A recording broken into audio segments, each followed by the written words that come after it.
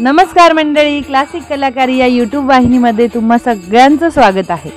मंडळी, आज आपण बघणार आहोत सिंधुदुर्गातील पहिली मानाची जत्रा अर्थातच श्रीदेव नारायण मंदिर वार्षिक जत्रोत्सव आवळेगाव, तालुका कुडाळ, जिल्हा सिंधुदुर्ग। आता तुम्ही म्हणाल, पहिली मानाची जत्रा म्हणजे काय? तर मिरग चालू झाल्यापासून सगळीकडे आपला शेतकरी राजा आपापल्या कामात व्यस्त असतो। मग 4 महिने झाल्यावर दिवाळी येते आणि दिवाळीची सांगता होताच कोकणातील देवस्थानांच्या वार्षिक जत्रोत्सवांना सुरुवात होते। तर ही सुरुवात सिंधुदुर्ग जिल्ह्यात कुडाळ तालुक्यातील आवळेगाव येथील श्रीदेव नारायण मंदिर यांच्या जत्रोत्सवाने प्रत्यक्ष प्रारंभ होतो आणि मग जिल्ह्यातील इतर वार्षिक जत्रा वगैरे उत्सव साजरे होतात। म्हणूनच श्रीदेव नारायण मंदिराच्या वार्षिक जत्रोत्सवाला सिंधुदुर्गाची पहिली मानाची जत्रा असं म्हटलं जातं।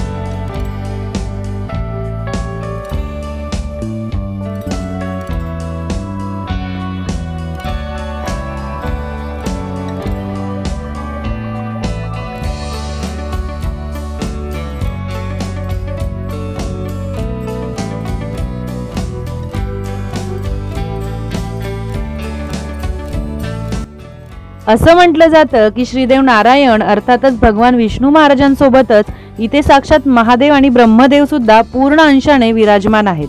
म्हणजेच हे देवस्थान ब्रह्मा विष्णू महेशांचं जागृत ठिकाण म्हणून नावलौकिक झालेलं आहे। या जत्रेला महाराष्ट्रासहित दक्षिणेतूनही भाविकांची येणारी संख्या लक्षणीय असते।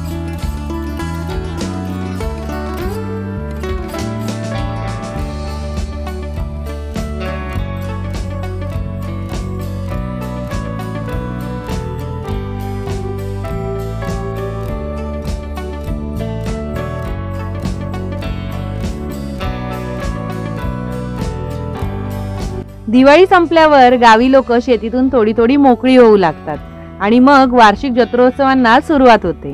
याची खरी सुरुवात सिंधुदुर्गात इथूनच होते। कार्तिक महिन्यातील भागवत एकादशीला हा जत्रोत्सव साधारण 2 दिवस चालतो।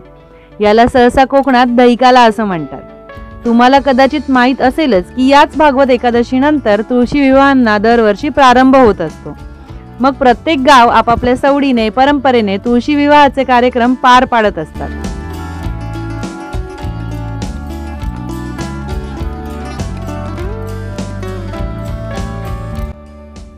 सकाळीच ब्राह्मण वृंदांकडून श्रींच्या मूर्तीवर आणि इतर पाषाणांवर दरवर्षीप्रमाणे अभिषेक विधी आणि इतर ठरलेले कार्यक्रम पार पाडले जातात। शेजारीच साक्षात विठुरायाचे अर्थातच विठ्ठल रुक्मिणी मंदिर आहे। मग तिथपर्यंत ठरेल त्याप्रमाणे दिंडीचे कार्यक्रम देखील केले जातात। तिथेही विठ्ठल रुक्मिणीची विधिवत पूजा आणि इतर विधी कार्यक्रम केले जातात।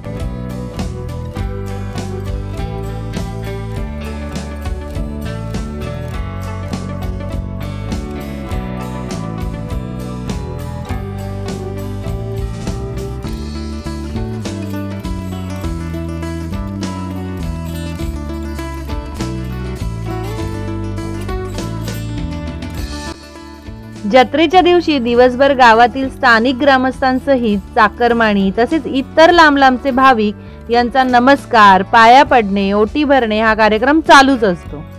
लेकी सुनांसहित माहेरवाशिणी सुद्धा या जत्रेला आवर्जून हजेरी लावतात।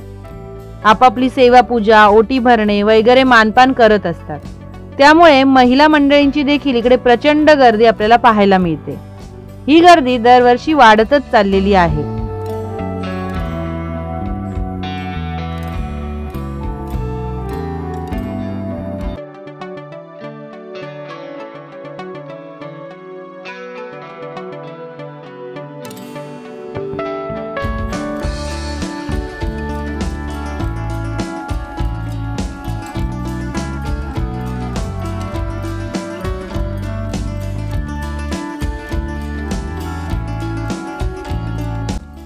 शेतीच्या कामानंतरची पहिलीच मोठी जत्रा असल्यामुळे मुंबई, पुणे, ठाणे, कोकण, गोव्यापासून आलेले भाविक भक्त मंडळी इथे उत्साहाने प्रत्येक गोष्टीत सहभागी होतात.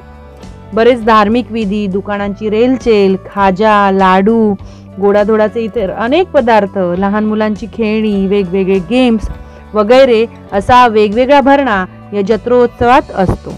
त्यामुळे एक नवचैतन्य इकडे सगळीकडे पसरलेलं असतं.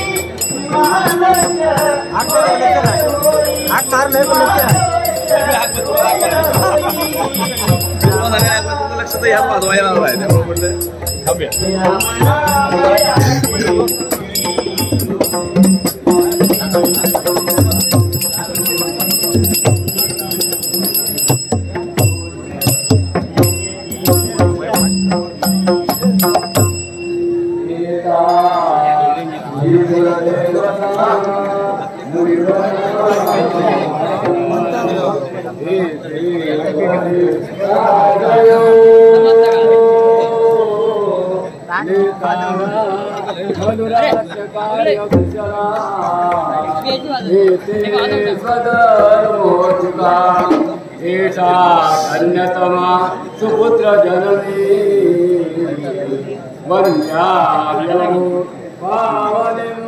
तरंग देवता खामकाठी या पारंपरिक पद्धतीने इथे रात्री सोबतच पालखी प्रदक्षिणा काढली जाते. त्यामध्ये पारंपरिक चालीच्या ओव्या, कवणे म्हटली जातात. तसेच सोबतच पारंपरिक वाद्यही वाजवली जातात. कार्तिक महिन्यातील एकादशी अर्थातच कार्तिकी भागवत वारीची एकादशी आणि हा जत्रेचा दिवस आणि त्यासोबत असलेलं विठ्ठल रुक्माई मंदिर, त्यामुळे या जत्रेला एक वेगळंच विशेष महत्त्व प्राप्त आहे.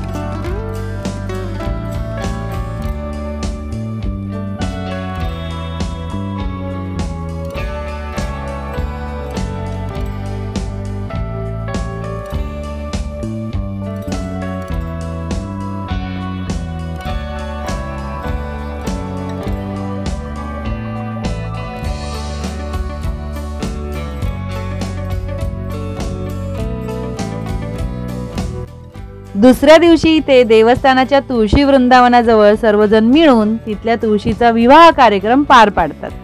त्या निमित्तानेही मोठ्या संख्येने गर्दी असते. महिला मंडळी नऊवार साड्या नेसून छान सहभागी होतात. तसेच कार्तिकी भागवत वारीचे निमित्त असल्यामुळे बरेच पुरुष मंडळी वारकरी पोशाखात सुद्धा आवर्जून हजर असतात. तुळशीच्या लग्नाच्या निमित्ताने इथे उसाच्या वादांची सुद्धा बरीच उपलब्धता पाहायला मिळते.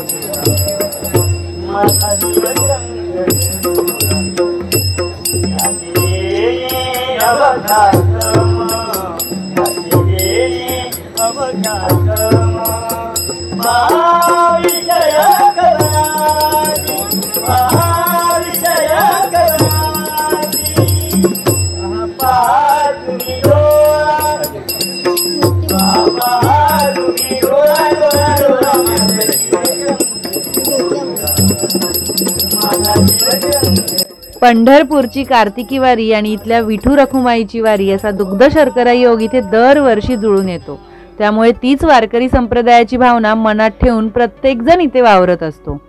पण दूर घोडगे मार्गावरील आवळेगाव पोलीस ठाण्यापासून अवघ्या 1 किलोमीटर अंतरावर ही जत्रा साजरी होत असते। त्यामुळे भाविकांची अलोट गर्दी उसळते।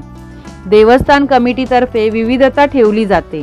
रात्री नामांकित दशावतार नाटक कंपन्यांची नाटके प्रयोग ठेवलेले असतात। त्यामुळे इथली गर्दी तसूभर सुद्धा कमी होत नाही। तर हा व्हिडिओ तुम्हाला कसा वाटला हे मला कमेंट्सच्या माध्यमातून नक्की कळवा। माझे चॅनल लाईक करा, शेअर करा, सबस्क्राईब करा आणि पाहायला विसरू नका क्लासिक कलाकारी मनोरंजनाची मुक्त उधळण। धन्यवाद।